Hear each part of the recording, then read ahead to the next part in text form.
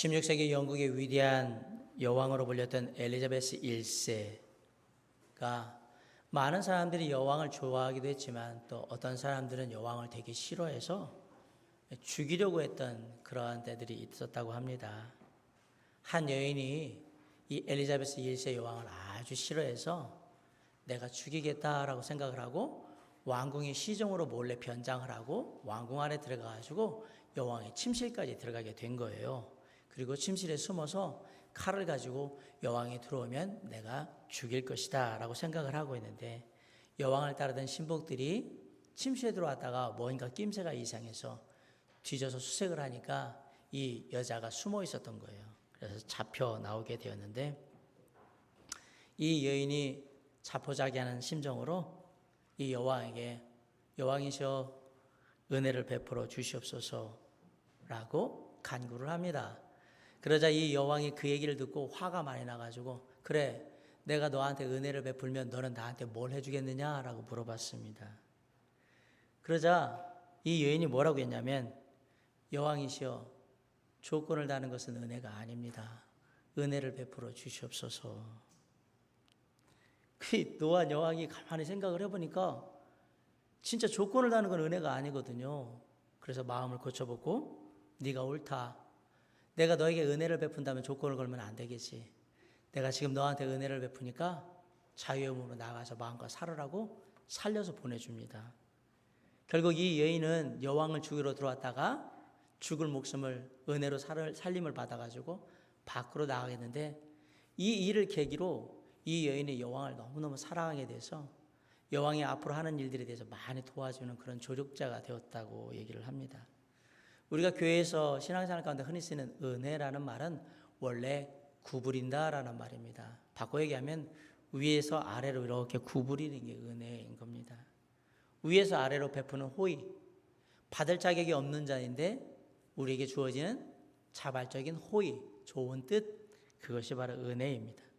이 도널드 반 하우스라는 사람이 뭐라고 했냐면, 위를 향한 사랑은 예배고 바깥을 향한 사랑은 구제이며 아래를 향한 사랑은 은혜이다 라고 얘기를 했습니다. 우리는 하나님의 은혜를 받을 만한 자격이 있는 사람들이 아닙니다. 하나님께서 우리를 보실 때 우리가 받을 만한 자격이 있어서 하나님의 은혜를 입는 것이 아니라 그냥 하나님이 우리를 사랑하셔서 우리에게 은혜를 베풀어 주시는 겁니다. 예수 그리스도의 은혜는 나의 모든 죄를 지시고 십자가에 돌아가셔서 죽은 지 사흘 만에 부활하신 그 예수님, 그분을 통해서 믿는 자에게 주어지는, 값없이 주어지는 은혜였던 겁니다. 33절에 사도들이 큰 권능으로 주 예수의 부활을 증언하니 무리가 큰 은혜를 받았다라고 얘기를 하고 있습니다. 사랑하는 성도 여러분, 여러분들 하나님의 은혜를 받고 계십니까? 하나님의 은혜를 지금도 받고 계십니까? 구원받은 것만 하나님의 은혜가 아니라 지금 내가 살아서 행동할 수 있는 모든 것, 누릴 수 있는 모든 것, 아니요, 지금 내가 살아서 여기 있다는 그 자체만으로도 하나님의 은혜인 줄 믿습니다. 이렇게 우리는 하나님의 은혜를 받았고 지금도 하나님의 은혜를 받아서 살고 있는 겁니다. 그렇다면 세상에 하나님의 은혜를 모르거나 아직 하나님의 은혜를 받지 않은 사람들이 있는데, 하나님의 은혜를 모르거나 받지 않은 사람들과 하나님의 은혜를 받은 사람은 뭔가 달라도 달라야 되지 않겠느냐. 오늘 말씀이 그 말씀이에요. 세상에 하나님의 은혜를 모르거나 혹 아직까지 하나님의 은혜를 받지 못한 사람과 이미 하나님의 은혜를 받고 지금도 하나님의 은혜를 받아서 사는 사람과의 차이점이 뭐냐. 과연 은혜 받은 사람들의 모습은 어떤 모습일까? 오늘 본문이 얘기하는 은혜 받은 사람의 모습은요, 은혜 받은 자는 하나 되기를 힘쓴다라고 얘기를 하고 있습니다. 32절에 보니까 믿는 무리가 한 마음과 한 뜻이 되어 모든 물건을 서로 통용하고 자기 재물을 조금이라도 자기 것이라 하는 이가 하나도 없더라라고 얘기를 했습니다. 32절에 한 마음과 한 뜻이 되었다라고 했는데, 이건 결코 쉬운 일이 아니에요. 우리가 서너 사람이 모여 있다면 그 사람들의 마음을 한 마음으로 보고 한 뜻으로 보는 건 그리 어렵지 않습니다. 그러나 여기 본문에서는 믿는 무리가 있었다라고 얘기를 했는데, 이 믿는 무리가 몇 명인지는 우리가 잘 몰라요. 그런데 몇 가지 추측해 볼 수 있는 말씀들이 있어요. 사도행전 2장 41절에 보면 베드로가 기도 가운데 하나님의 말씀을 전할 때 그날 하루에 구원받고 교회에 등록한 인원이 몇 명이냐면 3,000명이 넘었습니다. 그리고 2장 47절에 보면 그들이 날마다 모여서 교제하고 기도하고 찬양했더니 믿는 무리들이 날마다 더했다라고 얘기했습니다. 그리고 시간이 지나서 지금 오늘 본문이 있는 건데 아무리 적어도 수천 명은 넘는 것 같습니다. 믿는 무리들이. 자, 믿는 무리들이 수천 명이 넘는데 그 수천 명이 넘는 사람들을 한 마음 한 뜻으로 모을 수 있었다? 이건 쉬운 일이 아니다라는 사실이에요. 근데 놀랍게도 하나님께서 여기에 하나님의 은혜 받은 자들이 한 마음 한 뜻으로 하나 되었다라고 얘기를 합니다. 우리가 하나 되었다라는 얘기를 하면 대부분의 사람들은 어떤 생각을 하냐면 획일적인 하나됨에 대해서 얘기를 해요. 자, 중국집에 가면 메뉴는 뭘 시켜야 되는 거죠? 안 가보셨어요? 네. 중국집에 가면 메뉴는 뭐예요? 짜장면. 이게 획일적인 하나됨이란 말이에요. 거기엔 짬뽕도 없고 탕수육도 없어요. 울면도 안 돼요. 팔보채도 안 돼요. 이게 획일적인 하나됨이에요. 왜 중국집에 가면 꼭 짜장면만 먹어야 될까요? 우리에게 있어서 어떤 익숙한 게 뭐냐면 다 통일하는 거예요. 획일적으로 하나 되는 건. 마치 군대에 가면 군대 갔을 때 말투, 옷, 군복, 머리 스타일 다 빡빡 깎고 밥 먹는 것도 빠른 속도에 먹는 군인들이 먹는 속도, 그 다음에 걸음걸이, 자는 모습도 함부로 못 잡니다. 딱 정해진 각 안에서 딱 자야 합니다. 이런 것들을 우리는 획일적인 하나됨이라고 하는데 그런 것들에 대해 익숙해 있다라는 얘기예요. 누군가 혹은 어떤 집단에서 획일적인 하나됨을 자꾸 강조를 하면 기억하셔야 돼요. 이거는 다른 사람을 통제하려는 의도가 있다라고 생각하시면 맞습니다. 율법주의는 획일성을 강조해서 우리 모두가 똑같아져야 된다는 생각을 자꾸 집어넣습니다. 그러나 성경은 획일적인 하나됨을 얘기하는 것이 아니라 다양함 속에서 하나됨을 말씀하고 있다는 사실을 잊으시면 안 됩니다. 성경이 말하는 하나됨은 다양함 속에서의 하나됨이에요. 무슨 말이냐? 교회는 똑같은 대량 복제된 신앙의 인간들을 만들어낸 찍어내는 그런 공장이 아닙니다. 하나님은 창의성이 아주 뛰어나신 분이에요. 하나님이 이 땅에 만드신 피조물 중에 살아있는 생물 중에 똑같은 것은 하나도 없어요.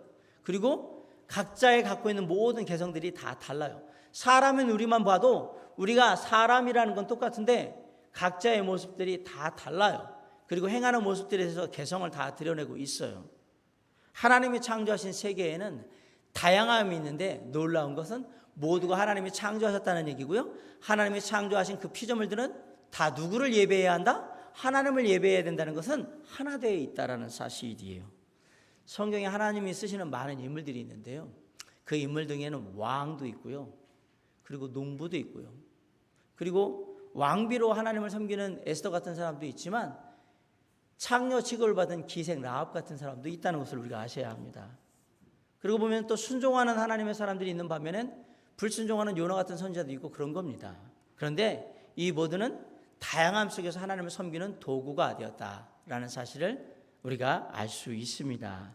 모두가 똑같은 모습으로 획일화되어서 하나 되어 있는 것이 아니라 다양한 모습을 갖추고 있지만 하나님의 사람으로 하나님을 예배하고 하나님을 섬긴다는 데에서는 동일한 하나됨을 가지고 있다라는 것을 우리가 알게 돼요. 우리가 하나님의 은혜를 깊이 체험하게 되면 이런 다양함 속에 하나됨이 무엇인지를 알게 되는데 에베소 4장 1절로 6절에 이렇게 말씀하셨어요. 그러므로 주 안에서 갇힌 내가 너희를 권하노니 너희가 부르심을 받은 일에 합당하게 행하여 모든 겸손과 온유로 하고 오래 참음으로 사랑 가운데서 서로 용납하고 평안에 매는 줄로 성령이 하나 되게 하신 것을 힘써 지키라. 몸이 하나요 성령도 한 분이시니 이와 같이 너희가 부르심의 한 소망 안에서 부르심을 받았느니라. 주도 한 분이시요 믿음도 하나요 침례도 하나요 하나님도 한 분이시니 곧 만유의 아버지시라. 만유 위에 계시고 만유를 통일하시고 만유 가운데 계시도다. 우리는 아무리 생각해도 하나님의 은혜를 받을 만한 존재는 안 됩니다. 우리는 마음으로도 생각으로도 행동으로도 순간순간마다 수많은 죄를 짓습니다. 그리고 그것 때문에 고민하고 염려하고 씨름합니다.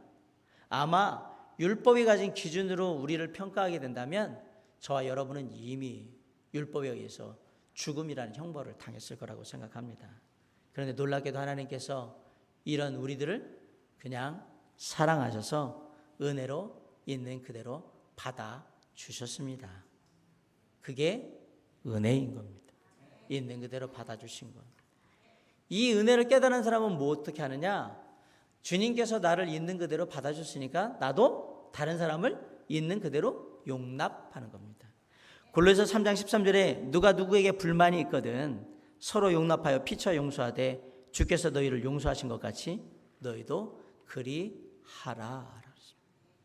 나와 다른 사람, 나와 다르게 얘기하는 사람, 내 의견과 반대되게 말하는 사람조차도 내가 있는 그대로 받아들일 수 있어야 한다라고 성경은 얘기합니다. 로마서 14장 13절에 보면 먹는 자는 먹지 않는 자를 업신여기지 말고 먹지 않는 자는 먹는 자를 비판하지 말라. 이는 하나님이 그를 받으셨음이라 라고 말씀하고 있습니다. 만약에 교회에 새로운 사람이 오는데 가까이 왔는데 담배 냄새가 막 쩔어요. 이 사람 골초구나. 그럼 어떻게 해야 됩니까? 교회에서 내쫓아야 되죠. 교회에 담배 냄새 나죠. 만약에 교회에 한 사람이 주일 아침에 왔는데 그냥 막 술 냄새 푹푹 풍기면서 여기 왔어요. 그럼 어떻게 해야 되죠? 내쫓으셔야 되죠. 술 많이 먹은 사람은 교회 오지 말아야 된다고 해서 내쫓아야 되죠. 사랑하는 성도 여러분, 단순히 내가 담배를 안 피우는다 해서 담배를 많이 피우는 사람보다 내가 도덕적으로 깨끗하다는 생각을 갖지 마시기 바랍니다. 잘못된 생각입니다. 그럴 줄 알았습니다. 나는 그렇게 생각 안 하는데요. 나는 담배 안 피니까 담배 피는 사람보다는 훨씬 내가 낫다고 생각하실 거잖아요. 그러면 그게 내가 내 삶의 모든 부분에서 다 나았냐? 단순히 그런 하나만 가지고 내가 나을 거라고 생각하지 말라는 얘기예요. 내가 술을 안 마시는데 저 사람이 술을 마시니까 내가 윤리적으로 저 사람보다 훨씬 더 깨끗할 거라는 그런 잘못된 생각을 하지 말라는 얘기입니다. 그건 아닙니다. 저도 술을 마실 수 있고요. 담배를 필 수 있습니다. 또 이 얘기하면 목사님도 술 마시고 담배 폈대라고 또 소문날 거예요. 저도 마음만 먹으면 술을 마실 수 있고 담배 필 수 있다고요. 저는 술을 마시지도 않고 담배를 피지도 않아요. 근데 얼마든지 그렇게 할 수 있어요. 그럼에도 불구하고 안 하는 두 가지 이유가 있어요. 제가 일단 건강상으로 그것이 필요하다고 생각을 안 해요. 필요성을 전혀 못 느껴요. 술, 담배 하는 것에 필요성을 전혀 못 느끼고, 이건 제가 예수 믿기 전부터 했던 생각이에요. 두 번째는 예수 믿고 나서는 무슨 이유가 생긴 거냐면, 내가 술 마시고 담배 피는 것이 신앙생활을 할 때 누군가에게 덕이 안 될 수 있다.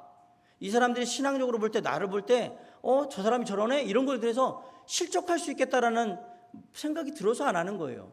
하나님께서 믿는 하나님의 자녀들은 내 몸이 하나님의 육신조차도 하나님의 성전으로 생각하고 깨끗하고 잘 보존을 해야 되는데, 내가 그러한 믿음이 있음에도 불구하고 그 하나님의 말씀대로 하지 못하면 저 사람도 술 마시고 담배 피는데 나도 그럴 수 있지. 만약에 저기 목사인 제가 술, 담배를 한다고 생각해 보세요. 여러분들 다 해도 상관없는 거잖아요. 왜? 목사님도 술 마시고 담배 피는데 내가 왜 안 해? 이렇게 될 거 아닙니까? 교회의 덕을 위해서, 누군가는 실족하지 않게 하기 위해서 저는 안 하는 겁니다. 못하는 게 아니라 안 하는 겁니다. 그냥 지금까지 해본 적이 없어요. 그렇게 해서 보니까. 이렇게 얘기해도 또 목사님도 분명히 술 마시고 담배 폈을 거야. 아무리 얘기해도 안 되더라고요. 왜 그런지 모르겠어요. 안 했다고요, 진짜로. 하나님의 이름을 또 맹세하고 얘기를 해야 되는지 모르겠지만 저는 그런 적이 없어요.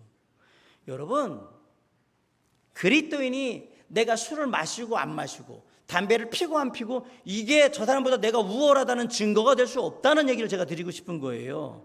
단순히 뭘 하고 안 하고가 저 사람을 판단하는 기준? 그럼 저 사람이 나를 판단할 때도 다른 기준을 가지고 그렇게 생각을 하면 다를 수 있잖아요. 그렇죠? 제가 말씀드린 거는 그런 거예요. 단순하게 몇 가지 기준 가지고 나는 하라고 안 하고, 나는 안 하고 저 사람은 하고, 이런 기준을 가고 내가 뛰어나다, 낫다, 좋다, 이런 단순한 판단을 하지 말아라. 이렇게 단순히 판단하게 되면 무슨 일이 벌어지냐면 나와 다른 저 사람은 틀렸다라고 생각하게 된단 말입니다. 틀렸다라고 하면 어떻게 돼요? 그 다음부터 욕하는 거죠. 틀렸으니까. 그러면 교회는 깨지는 거예요. 저 사람이 술을 마실 수도 있고요, 담배를 필 수도 있고요, 나보다 신앙이 못할 수도 있고요, 나보다 성경 지식이 없을 수도 있고요, 입에 거친 말을 할 수도 있는 거예요. 교회 안에는 다양한 사람들이 있는 거예요. 그들과 뭐 해야 한다? 하나 되어야 한다라는 얘기를 하는 겁니다. 만약에 교회가 하나 되어야 할 때요, 기준이 필요하다면 무슨 기준으로 가지고 하나 될 겁니까? 아까 말한 술 안 마시는 거, 담배 안 피는 거, 그럼 그 다음에 뭘로 할 건데요? 엄청나게 많을걸요? 하나 되면 기준을 세우기 시작하면 그걸 어떻게 다 지킵니까? 나와 다른 것은 틀린 게 아니고 다른 것인 겁니다. 나와 생활 습관이 다를 수도 있고, 취미가 다를 수도 있고, 직업이 다를 수도 있고, 경제 능력이 다를 수도 있고, 생각이 다를 수도 있고, 특별히 신앙생활을 해나가는 방법조차도 다를 수 있는 거예요. 아울러 제가 지금 하나님의 말씀을 전하잖아요. 이 하나님의 말씀을 듣는 시각과 생각도 다를 수 있는 겁니다. 제가 아까 얘기했잖아요. 저는 술, 담배 안 했다고 했는데 했다고 생각하고 들을 수도 있는 거예요. 저 사람은 그렇게 듣는구나. 어쩔 수 없어요. 그건 다른 거예요. 틀린 게 아니라. 말을 그렇게 이해한 거니까 뭐 어쩔 수 없잖아요. 중요한 것은 이런 다양함 속에도 우리는 하나님을 예배하기 위해서 이곳에 모였고, 우리는 하나님을 예배하는 하나님의 자녀라는 하나됨이 여기에 있다라는 얘기입니다. 그리고 우리의 삶의 기준은 무엇이 되는 거예요? 하나님의 말씀이 되는 거죠. 저는 이런 다양함 속에 하나됨을 추구하는 은혜가 우리 안에 충만하기를 주님의 이름으로 간절히 축원합니다. 근데 우리는 너무 쓸데없는 것 갖고 서로 싸우고 욕을 하는 경우가 너무 많아요. 같은 복음을 가지고 구원받은 하나님의 자녀라면 장로교인인들 어떻고, 감리교인인들 어떻고, 성결교인인들 어떻고, 순복음교인인들 어떻습니까? 그 사람이 자신이 죄인이고 예수 그리스도에서 자신의 죄를 위해서 십자가의 대속에 죽으심으로 말미암아 믿는 모든 자를 하나님의 자녀 삼으셨다는 성경의 진리를 분명히 똑같이 믿는다면 우리가 왜 그들하고 교제를 못합니까? 그들이 다른 교단에 다니는 거, 다른 교회 다니는 게 저에게 무슨 상관이 있습니까? 얼마든지 얘기할 수 있어요. 물론 다른 부분이 있겠죠. 신앙적으로 생각하는 어떤 부분에 있어서는. 그러나 근본적인 하나님의 자녀라는 것에 대한 그 구원의 문제에 있어서는 분명하잖아요. 여러분, 교회 안에 왜 다툼이 나느냐? 예수 그리스도의 구원을 믿음으로 받느냐, 행위로 받느냐, 이것 갖고 싸우는 교회는 없습니다. 구원은 무엇으로 받기 때문에? 오직 믿음으로 받기 때문에. 자, 내가 삶을 살아갈 때 내 삶의 기준이 하나님의 말씀이냐, 내 삶의 체험이냐, 이거 갖고 싸우는 교회 봤습니까? 아니요. 가장 기초 성경의 성자만 배워도 뭘 하느냐면 우리의 삶의 믿는 자의 기준은 무엇으로 이루어진다? 하나님의 말씀 성경으로 이루어진다. 이건 분명하기 때문에 안 싸워요. 하나님은 성부, 성자, 성령 세 분으로 되어 있다. 아니다. 이거 갖고 싸우는 교회 봤습니까? 아니요. 하나님은 삼일체 하나님으로 성부, 성자, 성령이며 이 세 분의 하나님은 똑같은 하나님이라는 걸 우리가 다 믿어요. 정상적인 교회에서는 이런 거는 싸움의 거리가 되지 않아요. 이게 싸우는 교회는 딱 하나예요. 교회가 아닌 이단들이나 그렇게 싸우는 거예요. 정상적인 교회가 무슨 이런 본질적인 문제를 갖고 싸우느냐고요.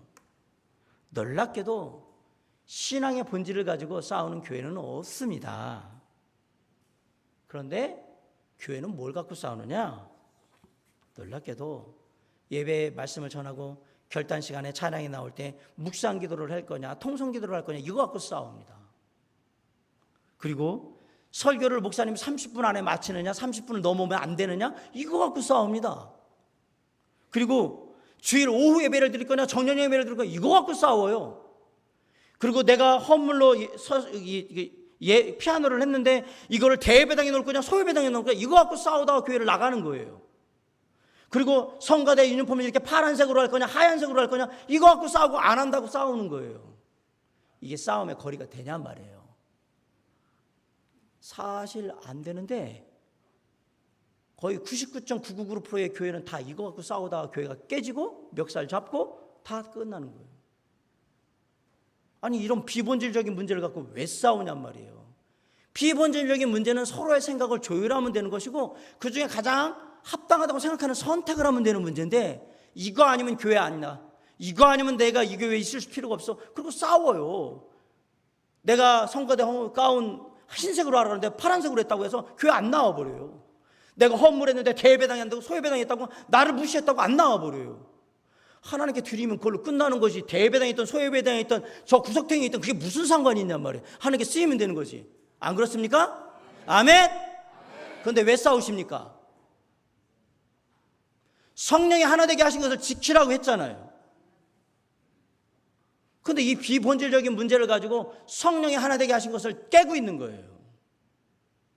은혜 받은 자는 하나 되기를 힘씁니다. 어떻게든 하나 되기를 힘쓰는 거예요. 그래서 같은 마음, 같은 생각, 같은 뜻을 가지고 같이 힘을 합하는 거예요. 그게 은혜 받은 자고, 저 사람이 다른 생각을 막 얘기한다, 혼자 주구장창 막 거품을 불고 얘기한다, 아직 은혜가 부족하구나. 그러고 주여 은혜를 베풀어 주시옵소서. 아직 이해를 못하면 그렇게 생각하고, 저 사람은 나하고 생각이 다르구나, 아직 은혜를 받지 못했구나, 그렇게 생각하고 하나님 은혜를 더 많이 주셔서 우리가 같은 생각을 하게 해주세요 하고 하면 되는 거예요. 틀렸다라고 얘기하지 마세요. 맞고 틀리고는 사실 분명하게 드러나는 문제만 되는 거지, 다른 것들은 그런 게 아니거든요. 사랑하는 성도 여러분, 하나 되기 위해서 힘쓰고 계십니까? 얼마나 가족들과 주변 사람들을 위해서 서로 용납하고 이해하려고 노력하십니까? 나와 다른 것은 다른 것이지 틀린 것은 아니란 얘기입니다. 싫어도 들으세요. 다 받아주시고, 우리가 누군가를 용납하고 이해하는 그 모습이 내가 하나님의 은혜를 얼마나 많이 받았냐 하는 것을 증명해주는 증거입니다. 아무리 교회 안에서 은혜 많이 받았다고 소리를 높여도 나는 저 사람하고는 같이 못해, 나는 저 일은 안 해, 나는 이런 식으로는 안 해, 그건 가짜 은혜입니다. 어떻게 은혜 받은 자가 저 사람하고 못하고 저 일을 못하고 저런 식으로는 안 한다고 얘기합니까? 하나님의 은혜의 하나님이, 야 나는 너 같은 애는 구원 못하겠다, 야 빠져, 야 창신아 나는 너 같은 애는 내가 볼 때는 십자가에 너를 위해서는 못 가겠다, 이렇게 빠지면 여기 남아있을 수 있는 사람이 누가 있습니까? 은혜 하나님이 그렇게 했다고 하면 여기 남아있는 사람이 누가 있냔 말이에요. 여기 텅 비어 있을 거예요. 아니 그래도 자기는 남으실 거라고 생각하신다 그러면 착각이세요. 절대 그렇게 못합니다. 은혜의 하나님은 차별을 하거나 다름을 가지고 나눴던 것이 아니라 다 그냥 있는 그대로 용납하셨던 거예요. 목사님 그래도 저 사람이 문제예요. 아니요, 당신이 문제예요. 당신이 문제. 우리는 서로의 다름을 인정해야 합니다. 서로가 다른 생각을 가지고 다르게 보고 다르게 말할 수 있다는 것을 능히 인정하고, 그럼에도 불구하고 하나님이 원하시는 가장 좋은 것이 무엇일까 하는 하나됨을 향해서 끊임없이 뭐예요? 서로의 생각들을 맞춰 나가는 것입니다. 그 가운데 하나님은 역사하시는 것입니다. 정말 우리가 주님의 은혜를 받은 자라면 서로를 더 깊이 이해하고 용납하는 데 힘쓰시기 바랍니다. 그러므로 성령의 하나 되게 하신 것을 실천하는 저와 여러분이 될 수 있기를 주님의 이름으로 간절히 축원합니다. 자, 은혜 받은 자는 무엇 되기를 힘쓴다? 하나 되기를 힘쓴다라고 했습니다. 두 번째로 은혜 받은 자는 믿음으로 행합니다. 믿는 자들, 그리스도인들에게 가장 큰 적이 있습니다. 뭐냐? 신앙이 생각 속에만 머물러 있는 겁니다. 다시 말해서 그냥 머릿속에만 신앙이 머물러 있는 거예요. 그리고 삶에는 별로 변화가 없어요. 성경 말씀을 듣고 하나님의 말씀을 여기서 들어요. 은혜 받은 자는 서로의 다름을 인정하고 하나 되기를 힘쓰는 자입니다. 아멘 했었는데 가서 보니까 저 사람 싫어. 여기 예배당 나가서 그러고 있어요.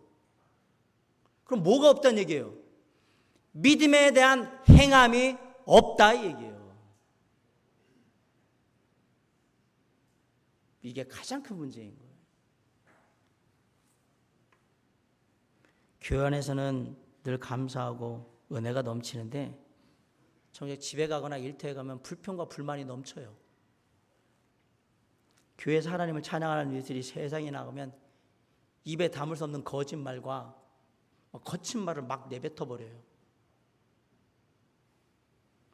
쉽게 말하면 내가 믿는 바대로 살지 않는다라는 얘기예요. 신앙을 그냥 성경을 공부하는 것 정도로, 신앙을 그냥 이렇게 공적인 예배를 드리는 것 정도로, 신앙을 내가 그냥 시간 날 때 기도하는 것 정도로, 신앙이란 교회에 와서 그냥 앉아서 말씀 듣고 기도하고 찬양하고 그런 게 신앙이다, 이렇게 생각하고 있으면 그렇게 하겠죠. 그거는 신앙의 신자도 모르는 얘기입니다.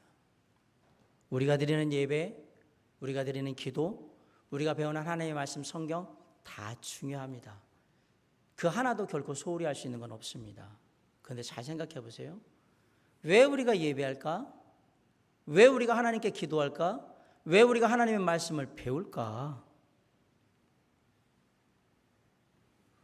하나님의 말씀을 통해서 우리의 믿음을 더욱더 확고히 하고 그 믿음으로 가정과 일터와 사회에 나가서 하나님의 말씀대로 내가 믿는 바대로 살기 위해서 예배드리고 기도하고 성경 말씀 배우는 거 아닙니까? 그게 목적 아닙니까? 어디 가서 성경 퀴즈 할 때 그 성경 퀴즈 맞추시려고 성경 공부를 합니까? 남들한테 성경 지식 자랑하려고 합니까? 내가 오래 교회 다닌 거에 대해서 뻑적지근하게 사람들 앞에 내세우기 위해서 합니까? 아니란 말이에요. 내 믿음에 확신하는 바를 사람들에게 전하고 보이기 위해서 우리가 공부하고 그렇게 사는 거예요. 만약에 하나님을 믿는 자, 하나님께 모든 것을 맡긴 자는 그 삶의 모든 주재권을 하나님께 맡깁니다. 물질조차도 그렇게 합니다 라고 믿는 사람은 하나님께 헌금을 드릴 거예요. 11조를 할 거란 말이에요. 근데 이 사람이 밖에 나가가지고는 소득을 속이고 세금을 탈루하고 그런다면 이 사람이 뭐대로 살지 않는 거냐면 믿음대로 살지 않는 거예요. 행함이 없는 거란 말입니다. 그럼 그게 은혜냐? 그건 가짜 은혜죠. 믿음에 따른 행함이 없는 건 가짜 은혜란 말입니다. 요즘 매스컴에서 무슨 일이 나면 어느 교회 안수 집사네, 어디 장로네, 어디 또 목사네, 맨날 그래요. 목사인 게 창피합니다. 솔직히 한국에서는 어디나 내놓고 목사라고 얘기도 사실 못하겠어요. 왜? 하도 많이 욕먹어가지고. 제가 여러분보다 좀 더 오래 살 거는 하도 많이 욕을 먹어가지고, 목사 욕을 하도 많이 먹어서 어디 가도 그냥 그 교회 목사들 이러고 어디 가도 그냥 내가 목사인 거 모르고 막 하시는 분들이 가끔 있더라고요. 저는 아마 오래 살 거예요. 욕 많이 먹어가지고. 부끄럽습니다. 창피합니다. 그럼 목사만 그렇습니까? 믿는 사람들이 다 그렇단 말이에요. 뭐가 잘못된 걸까? 삶과 신앙, 삶과 예배, 삶과 기도, 삶과 하나님의 말씀을 공부하는 게 다 따로따로 놀고 있는 것. 배운 말씀에 따라서 행하는 믿음의 행함이 없는 것. 쉽게 말하면 교회 생활 따로, 가정 생활 따로, 직장 생활 따로, 세상의 삶 따로 사는 것. 그래서 변화가 없는 것. 오죽했으면 2000년 전에 사도 야고보가 야고보서의 행함이 없는 믿음은 죽은 거라고 얘기를 했을까? 본문 32절에 보십시오. 여기 믿는 무리들이 나옵니다. 이 믿는 무리들은 어떤 삶을 살았는가? 놀랍게도 신앙인들이 꿈꾸는 가장 이상적인 삶을 삽니다. 33절로 35절에 보면 뭐라고 되어 있는지, 자, 다시 한번 읽어볼까요? 33절 시작.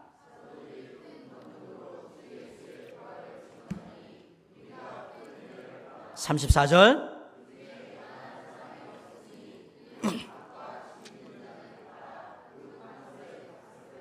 35절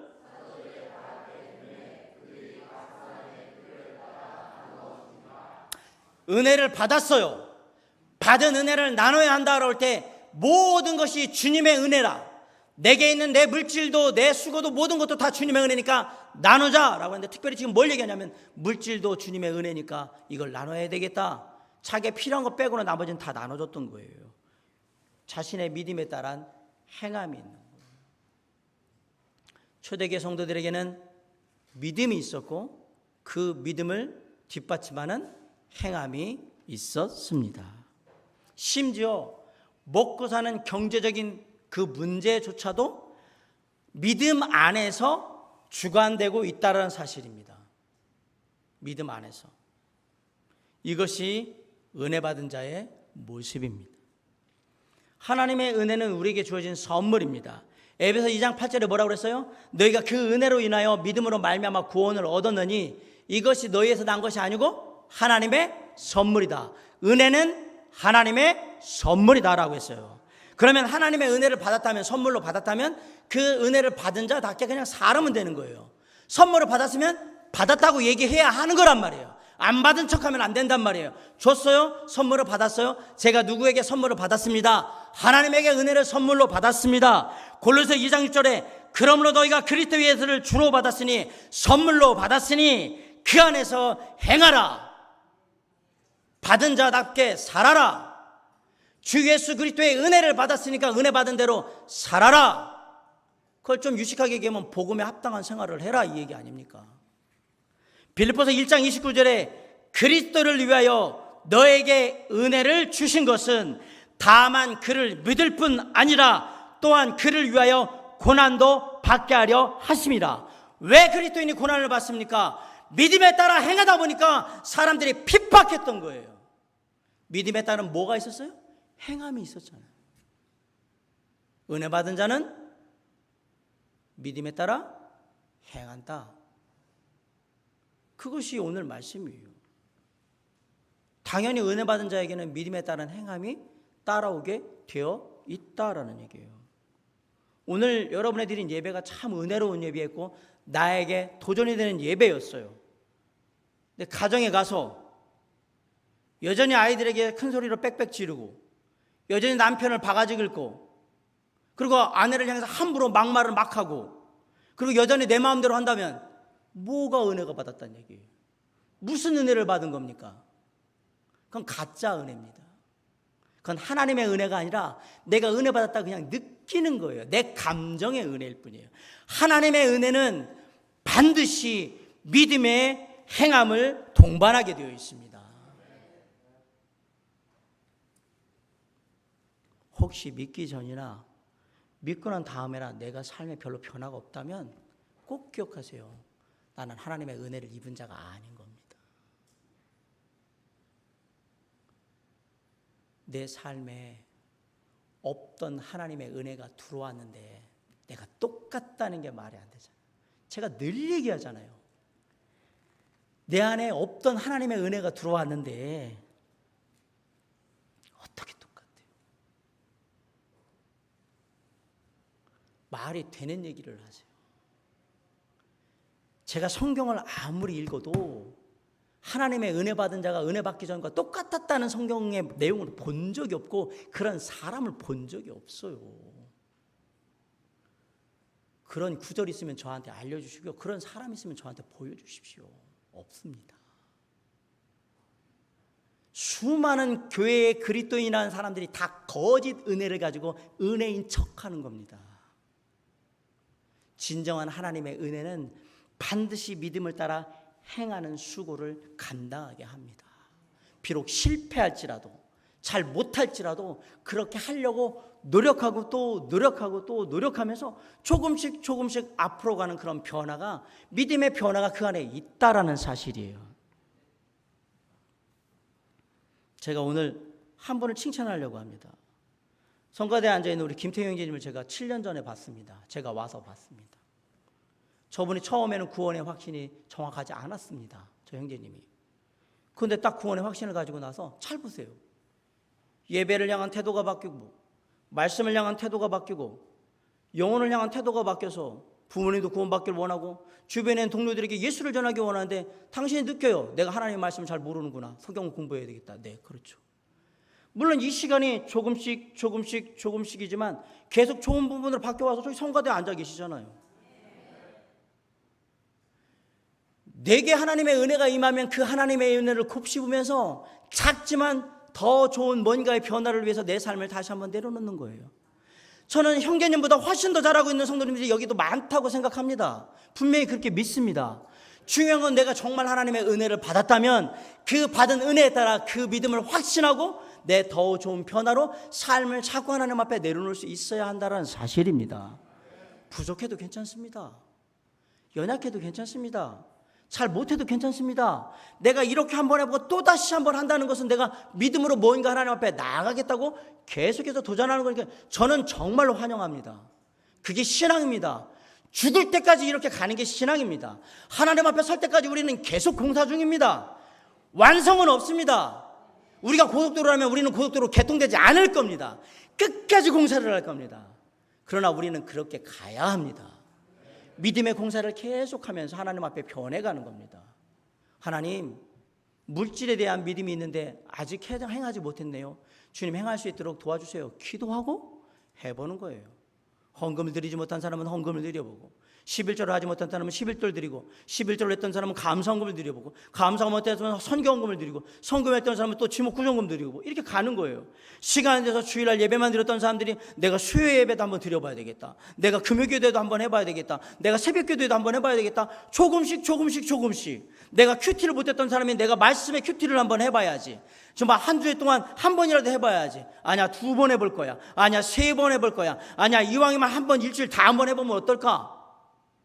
내가 목장 모임을 하면서 생각하니까 전도를 해야 되겠네. 내가 올해는 꼭 한 사람이라도 전도해야지. 아니야, 할 수 있으면 2사람도 할 수 있을 것 같은데 해봐야지. 이런 변화들이 1년이든 10년이든 계속해서 믿음의 변화들을 이루면서 나아가야 하는 거예요.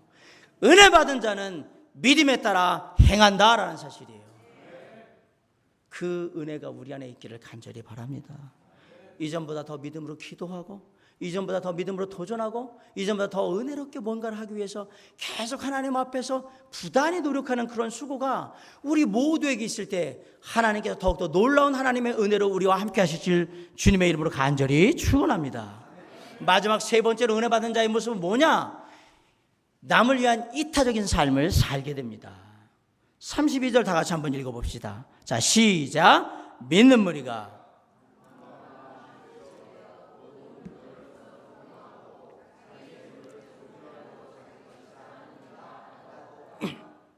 놀랍게도 믿는 무리 안에 뭐가 없어졌어요?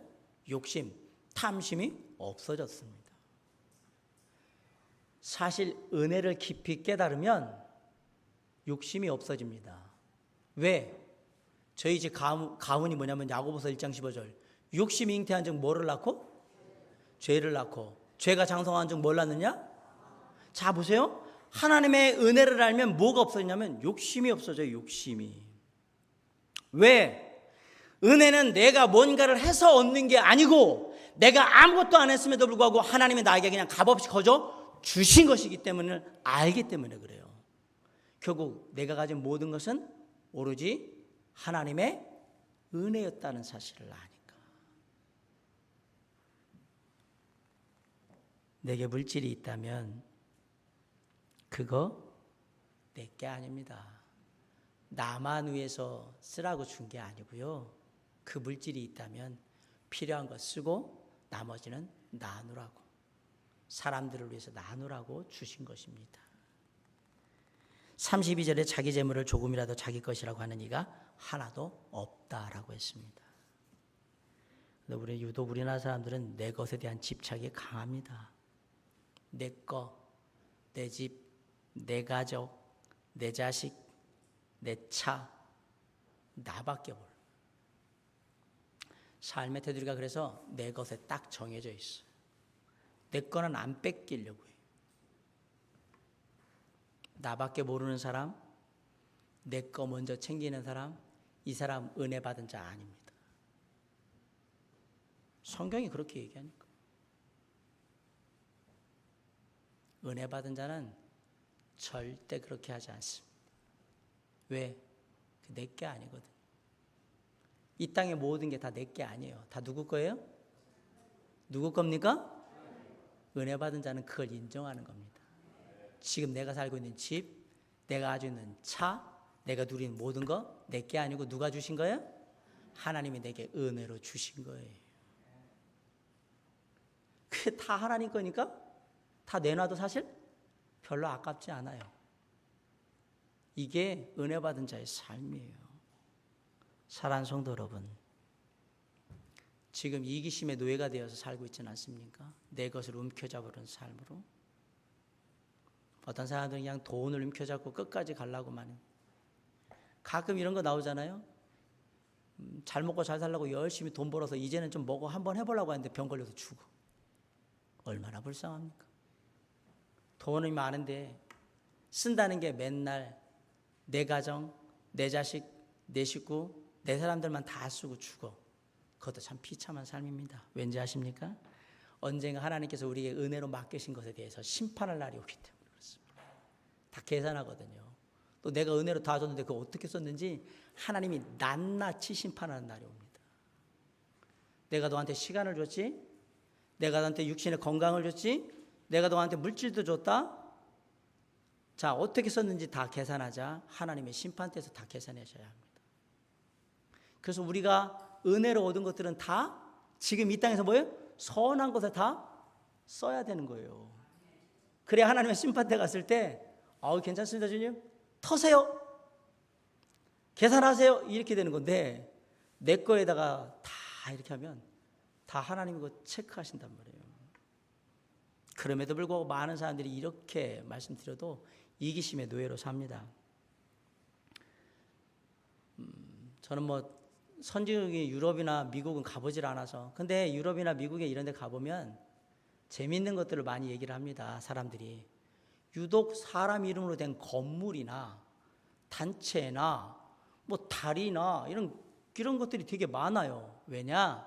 고아원도 그렇고 막 이런 걸 많은 사람들이 기부해가지고 기부금으로 그런 걸 짓고 박물관도 짓고 대학교도 짓고 고아원도 짓고 어떤 때는 뭐 다리도 놔주고 막 이랬던 거예요. 외국은 기부 문화가 참 잘 돼 있는 것 같습니다. 그 비즈니스 인사이더 그리고 기부 순위를 분석하는 기관인 웰스X라는 기관이 있는데 그 기관에서 2015년 10월에 함께 세계 최대의 기부자가 누구냐, 세계 기부자 1위 부터 쭉 발표를 했는데 시간 관계상 3위부터 제가 발표를 해드릴게요. 3위가 누구냐? 조지 소로스라는 헤지펀드 매니저이자 국제금융 전문가인데요. 기부액이 얼마냐? 한화로 10조 900억 원. 우리나라 돈으로 10조 900억 원이에요, 기부금이. 근데 이 사람은 전 재산이 20조 7,300억 원인데 이미 다 은행에 기부를 했고요. 그 기부한 돈을 은행에 맡겨서 그 이자를 계속해서 기부를 하고 있는 상황이에요. 3등이 10조니까 2등, 1등은 어마무시하겠죠? 2등은 워런 버핏입니다. 사업가이자 투자자, 월가의 귀재라고 하는 워런 버핏인데 워런 버핏은 우리나라 돈으로 25조 5천억 원을 기부했습니다. 빌 게이츠와 함께 항상 늘 나오는 사람, 부자 순위에 나오는 사람. 놀라운 것은 이 부자 순위에 나오는 사람이 기부 순위에도 똑같이 거의 가 있는 경우가 많습니다. 이 워런 버핏의 삶의 좌우명이 있어요. 인생의 좌우명이. 그동안 살아오면서 즐거웠던 기억들만 남기고 나머지 모든 것은 사회에 환원한다. 내 삶은 즐거웠던 기억만 남기면 된다 이거예요. 그걸 위해서 뭐예요? 즐겁게 기쁘게 할 수 있는 일을 위해서 내 돈 다 써버리겠다 이 얘기잖아요 지금. 자, 1위를 발표하면 1위가 누구죠? 여러분 잘 아는 빌 게이츠입니다. 마이크로소프트 창립자 빌 게이츠. 빌 게이츠는 얼마를 기부했느냐? 32조 600억 원을 기부했습니다. 32억 원이 아니라 32조 600억 원. 17년 동안 미국 내 부자 1위, 기부 1위예요. 세계 최대의 부자는 빌 게이츠가 아닙니다. 저 막 그 브루나이에 와는 국왕 이런 사람들이 더 부자입니다. 중요한 건 부자에 맞게 기부를 하냐? 그 국왕들은 그렇게 안 해요. 그 얘기예요. 빌 게이츠는 죽기 전까지 재산의 95%를 다 사회에 환원하겠다고 이미 약정을 했습니다. 그리고 뭘 했냐면 워런 버핏과 함께 The Giving Pledge라고 해가지고 재단을 만들었어요. 기부에 적극적으로 동참하자. 부자들이 기부에 적극적으로 동참하자. 그런데 이 The Giving Pledge라는 이 재단, 기부재단에 조건이 딱 하나 있어요. 자기가 가진 재산의 반 이상을 기부로 약정을 해야만 이 재단에 들어올 수 있어요. 반 이상, 50% 이상을 약정을 하고 다 기부를 해야 돼요. 그래야 여기 들어갈 수 있는 거예요. 그런데 놀랍게도 이 The Giving Pledge에 함께하고 있는 사람들이 모은 돈이 542조 원입니다. 542조 원이면 우리나라 1년 예산을 뛰어넘습니다. 예, 빌 게이츠와 함께했던 이 워런 버핏과 함께했던 기부 문화에 대한 얘기인데요. 한국의 기부왕은 누굴까 궁금하시죠? 자료가 없습니다. 국세청이 뭐라고 얘기했냐면 진짜 이걸 물어봤는데 개인 신상의 문제이기 때문에 공개할 수 없다 그래요. 공개는 뭘 못하긴 뭘 못해. 쥐꼬리만한 돈 기부했으니까 얘기를 못하는 거지. 자, 그럼에도 불구하고 사회복지 공동모금회라는 우리 자선단체가 있죠. 거기서 사회복지 공동모금회에 기부했던 사람들의 그 기부자의 허락을 받아가지고 그 기부자의 명단을 공개했는데, 사회복지 공동모금회는 2007년부터 지금까지 기부를 한 번에 1억 원 이상 하면 아너 소사이어티라고 해가지고 그 명예전당 비슷한 걸 만들어가지고 거기에 이름을 올리는데, 여기에 2015년에 회원수가 900명이 넘었대요. 뭐 1억씩에서 900명 넘으면 한 900억 넘었겠죠? 얼마나 쪼잔한지 아십니까? 기부 누적액이 980억이에요. 900명이 한 게 얼마라고요? 980억. 이러니까 한국이 문제였던 거예요. 자, 지금부터 우리나라 기부 1위부터 3위까지 알려드립니다. 3위는 정몽준 전 국회의원 20억. 2위는 25억을 한 최신원 SKC 회장. 저 이번 SKC나 이런 데 정몽준 회장한테 하나도 먹은 거 없어요. 저 김영란법에 저쪽달 거 하나도 없습니다. 1위는 놀랍게도 29억을 한 사람이 우리나라에서 기부 제일 많이 한 사람인데 제1동포인데 누군지 익명으로 돼 있어요. 독거노인들을 위해서 써달라고 29억을 했대요.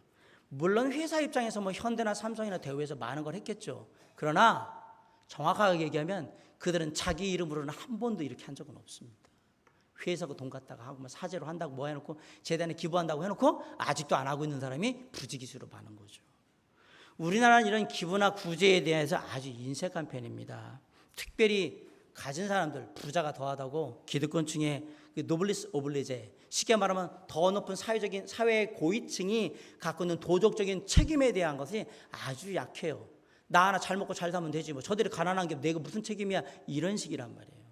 그래서 맨날 얘기하잖아요. 노블리스 오블리제를 해야 합니다. 노블리스 오블리제를 해야 합니다.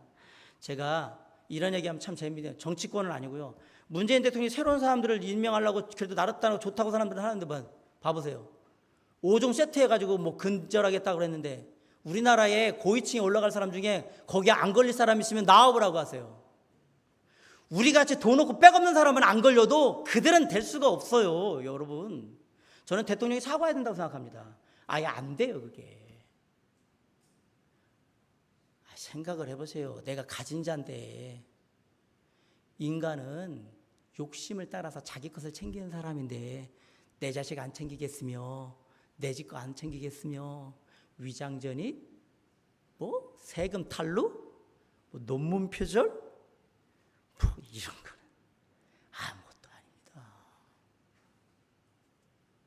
이게 나라의 수준이기 때문에 그렇습니다. 그것도 욕하는 국회의원들은 머무든 개가 머무든 게 나무라라고 입이나 다물었으면 참 좋겠는데 자기네들은 또 떳떳한 것 같이 참 간사하게밖에 안 보여요.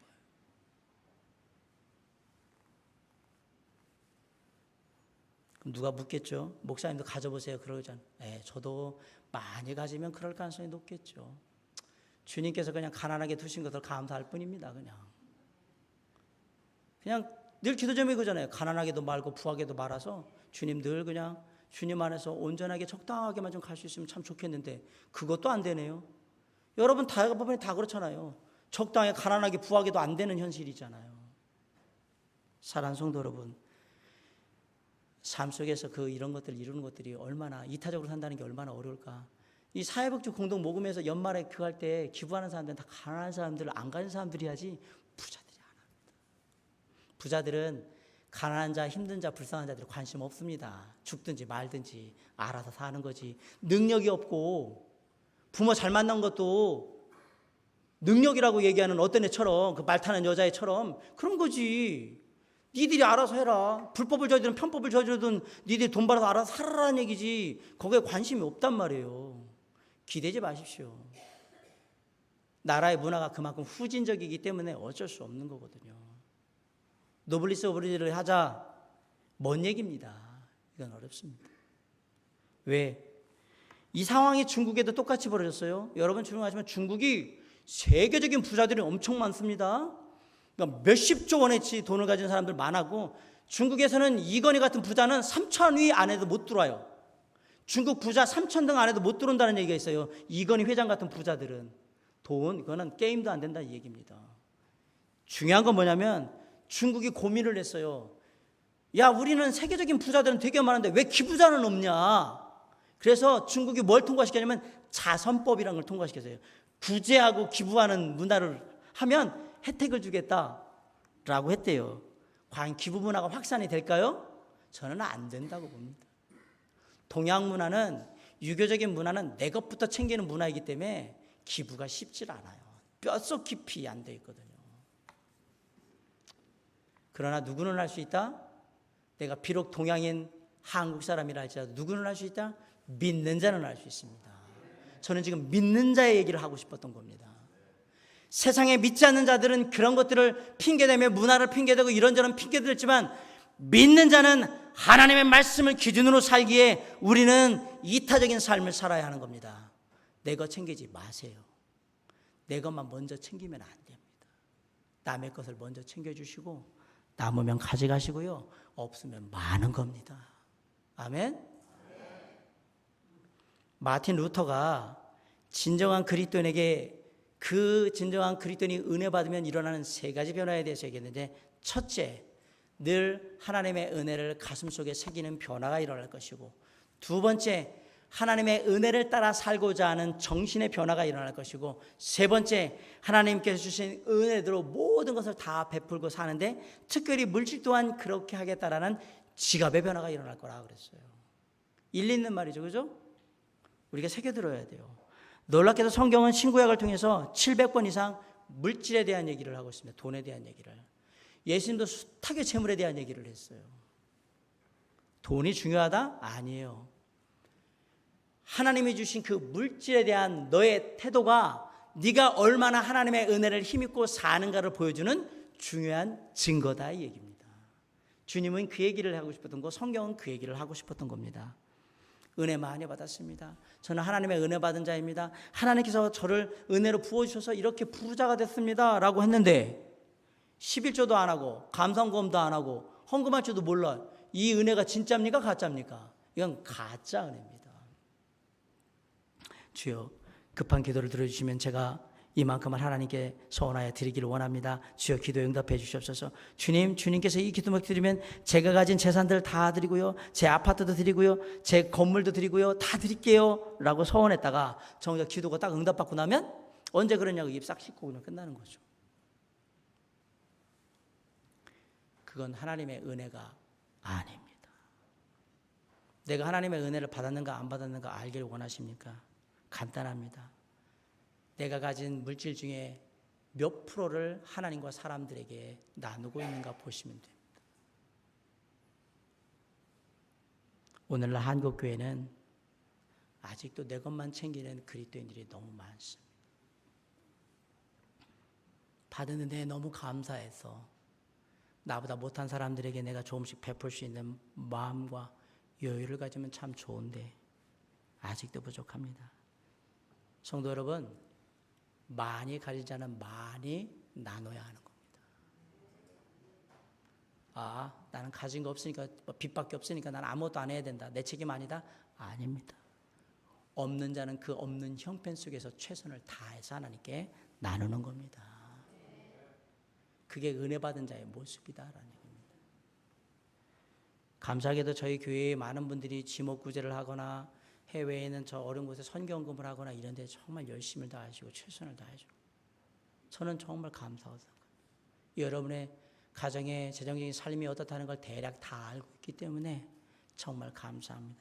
최선을 다해서 나보다 조금 못한 것을 향해서 내가 3끼 먹을 거 2끼 먹고 내가 옷 하나 살 것 안 사고 그것을 다 아껴서 드리는 여러분의 그 마음 가운데 하나님께서 축복하시기를 간절히 바랍니다.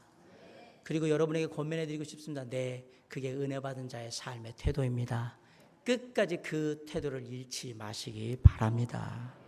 사랑하는 성도 여러분, 은혜 받은 자는 내게 주어진 모든 것이 하나님의 것이기에 그 모든 것을 하나님의 뜻에 따라서 서로 베풀고 나누는 삶을 사는, 이타적인 삶을 사는 사람이었다는 것을 잊지 마시고 우리 모두가 은혜 받은 자답게 이타적인 삶을 사는, 베풀고 나누는 삶을 사는 우리 모두가 될 수 있기를 주님의 이름으로 간절히 축원합니다.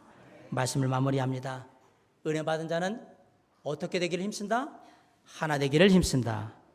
은혜 받은 자는 어떻게 행한다? 믿음으로 행한다. 은혜 받은 자는 어떻게 산다? 이타적으로 산다.